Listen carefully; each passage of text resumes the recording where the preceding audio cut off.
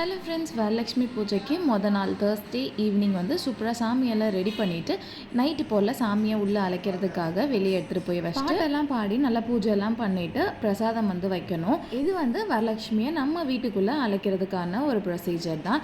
அன்றைக்கி பிரசாதம் பார்த்திங்கன்னா வெண்பொங்கல், குலாப் ஜாமுன், அவல், தண்ணிலாம் வச்சுருந்தோம்.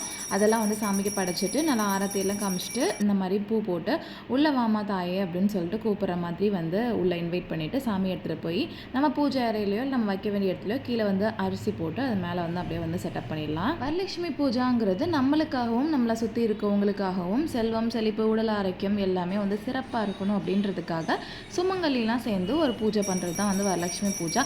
அன்றைக்கி ஈவினிங் சூப்பராக சாமியெல்லாம் கும்பிட்டுட்டு வந்தவங்களுக்கு நம்ம செஞ்சு வச்சுருந்த நெய்வேத்தியம், வெண்பொங்கல் அண்ட் குலாப் ஜாமுனெல்லாம் வந்து ஷேர் பண்ணிவிட்டு வீட்டுக்கும் கொடுத்துட்டு சூப்பராக அன்றைக்கி ஈவினிங் பூஜா முடிஞ்சிச்சு. நெக்ஸ்ட் டே மார்னிங் பூஜாவை நாளைக்கு வீட்டில் காட்டுறேன்.